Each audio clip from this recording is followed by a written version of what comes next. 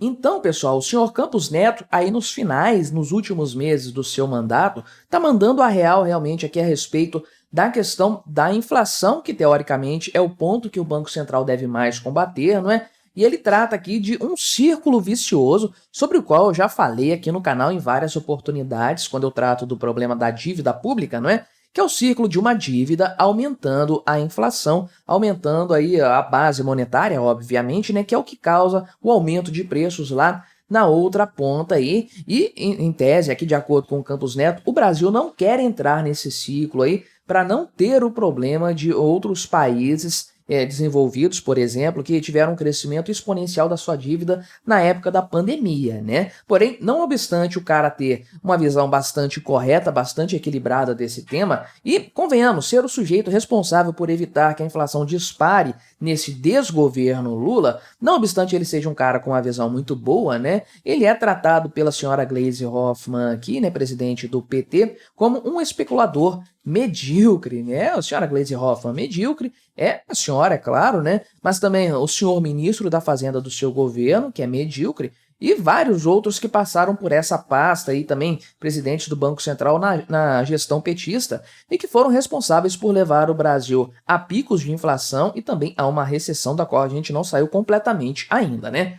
Vamos conversar então sobre esse tema, mas antes não se esqueça, deixe o seu like e o seu comentário neste vídeo, se inscreva no meu canal. Se você ainda não for inscrito, considere se tornar membro patrocinador do meu trabalho. Com valores a partir de R$ 1,99 por mês, você me ajuda bastante dessa forma, pode ter certeza disso, né? Então, Campos Neto falou aqui recentemente a esse respeito e disse que o Brasil não deveria, então, portanto, entrar nesse círculo vicioso aqui de um aumento da dívida e de inflação alta também de forma concomitante, porque seria algo bastante difícil de sair, essa é a verdade, né? Ele falou isso lá em Washington, no evento do FMI, né, o Fundo Monetário Internacional, e lá ele citou o seguinte, né, que a dívida de países como Estados Unidos, né, Japão e da União Europeia também cresceu 24% do PIB desde antes da pandemia, né, ou seja, desde ali de 2019 para cá. E aí o custo da dívida, né, com o pagamento de juros, é quase o triplo, porque os países precisaram assumir taxas mais altas de juros, né? Se lembra, lá em 2019 tinha taxa negativa de juros na Europa, ali ainda, no Japão, né?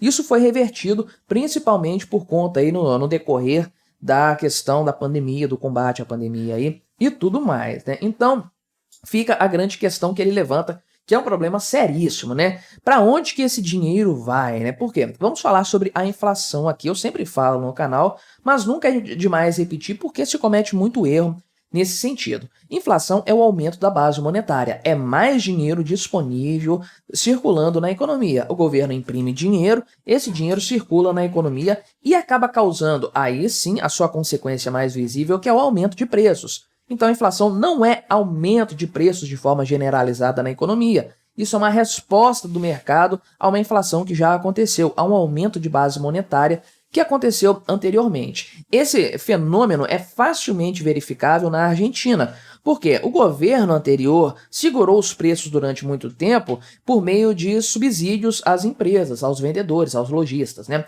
O governo estava pagando para as empresas terem prejuízo, venderem produto mais barato do que eles custavam de fato.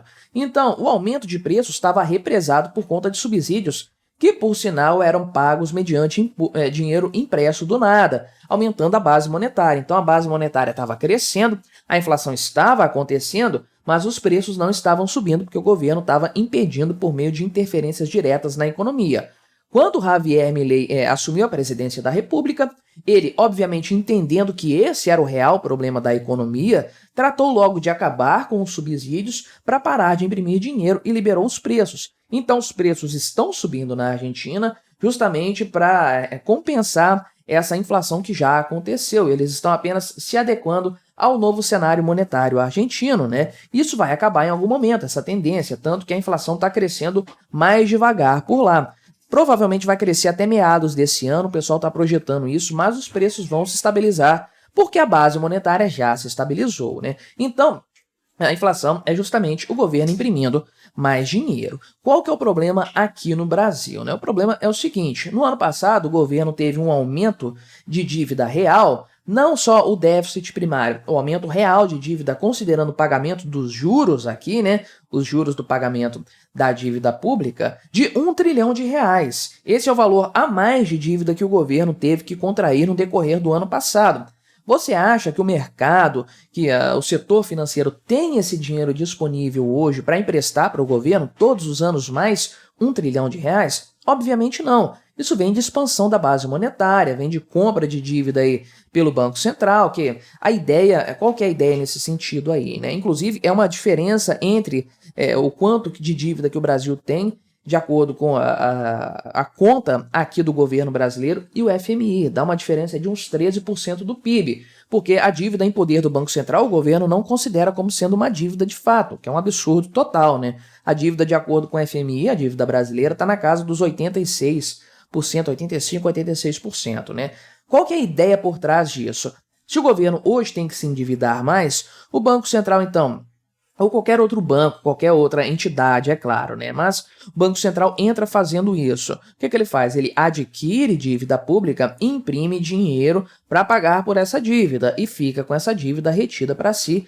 O governo, então, tem o dinheiro para circular na economia, pagar aí as suas dívidas. Isso, obviamente, vai aumentar a base monetária, especialmente o M1 e o M2, né? Que são os que mais vão impactar na inflação, porque é o dinheiro circulante.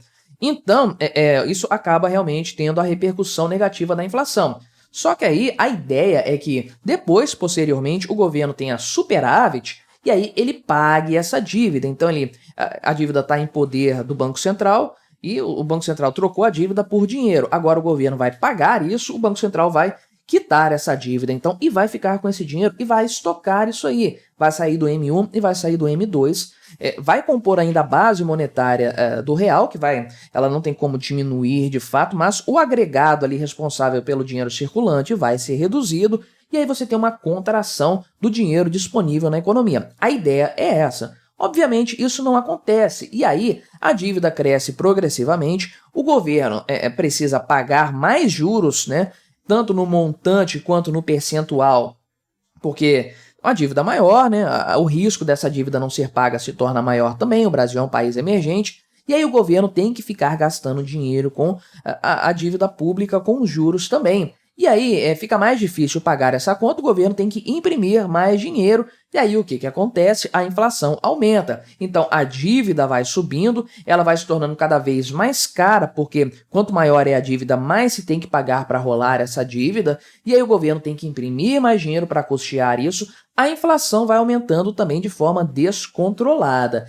E aí, para o governo, né, para o Banco Central tentar segurar a inflação, é o que está acontecendo em vários países ao redor do mundo, o Banco Central tem que aumentar a taxa de juros. O que acontece com o serviço da dívida, com os juros da dívida? Eles sobem também de forma considerável e o problema se retroalimenta. É o tal do círculo vicioso que o Campos Neto falou aqui, e ele disse o seguinte, que é o que o Brasil não quer entrar hoje aqui, né? E o desafio é estar pronto para reinventar, né, a economia do Brasil com mais capacidade de empreendimento privado e políticas de crescimento, né? Então tem que promover o crescimento sim, mas sem ampliar a dívida, porque de acordo com o que ele afirma aqui, né, que hoje há uma política questionável aí que o Brasil não deve apostar nisso, né? Aquela política de criação de programas aí de incentivo, né, econômico e tudo mais, dar dinheiro para iniciativa privada, mas que acaba fazendo o Brasil se endividar cada vez mais. Isso se torna um problema sério porque não só não resolve o problema do crescimento econômico, como agrava o problema da inflação, né? Então veja que ele tem aqui realmente uma visão muito precisa do problema, ele tem uma clareza nos argumentos dele aí, um cara bastante lúcido nesse sentido. E é justamente por isso, por não ser um louco, um heterodoxo econômico, que a Gleisi Hoffmann, que é porta-voz do núcleo duro do PT, né? Essa é a verdade, que é presidente do partido lá e tudo mais, falou, isso que ela falou na sexta-feira, né? Que o Campos Neto é um especulador medíocre, postou nas redes sociais aí e tudo mais, e falou que o Brasil não pode ficar sujeito a especuladores medíocres como o Campos Neto aí, né? Então, ela critica, obviamente, a questão da taxa de juros aqui, né? Falou, inclusive, que ele disse comentários irresponsáveis sobre a política fiscal, né? Não, ele está falando a verdade e o mercado sabe que ele está completamente certo assim, né? E aí que o Brasil, então, está sendo prejudicado por conta dessa questão da taxa de juros aí dele e tudo mais, né? Gleisi Hoffmann, a verdade, todo mundo sabe, o Brasil só tem hoje uma inflação controlada dentro da meta. Ok, você pode colocar parte disso aí, desse resultado, na conta do Márcio Postman, lá o presidente do IBGE, que certamente deu uma caprichada nesses números aí, né? Usou o martelinho do Thor para conseguir resolver esses problemas, né? Mas certamente o grande agente causador dessa inflação controlada, o promotor disso, é o Banco Central, a pessoa do Campos Neto, que é o homem forte ali, contrário ao Lula, né? Na verdade, é o único homem contrário ao Lula dentro da economia no Brasil hoje, ele que está segurando as pontas nesse sentido. E provavelmente, se chegarmos lá em 31 de dezembro, com uma inflação ainda dentro do teto da meta, é por conta do bom trabalho do Campos Neto de peitar o Lula, coisa que ele tem feito com maestria desde o primeiro dia do governo dele, né? E é bom, é interessante ver o quanto que essa lei que criou esse novo arranjo do Banco Central é muito boa, muito positiva, porque o Lula está tentando e não está conseguindo resolver essa situação que ele gostaria aí de interferir no Banco Central, né? O cara está há 1 ano e meio praticamente tentando mudar esse cenário e não dá conta, não tem STF que resolva esse problema do Lula, o que mostra que realmente a lei foi muito bem amarradinha. Precisamos de mais coisas nesse sentido para outros órgãos do governo aí, né? Então, veja que o Campos Neto realmente tem uma visão boa da realidade. Gleisi Hoffmann está viajando na maionese como sempre, né? Só que infelizmente o mandato do Campos Neto termina agora em dezembro, né, no final desse ano, e nós teremos a partir de janeiro, portanto, um homem do Lula assumindo esse cargo e fazendo tudo o que o Lula realmente quer ali em matéria de taxa de juros, né? Será um verdadeiro Deus nos acuda, meu amigo. Mas o que você achou dessa história? Colabore com o nosso debate, deixe o seu comentário, se inscreva no meu canal se você ainda não for inscrito e até a próxima.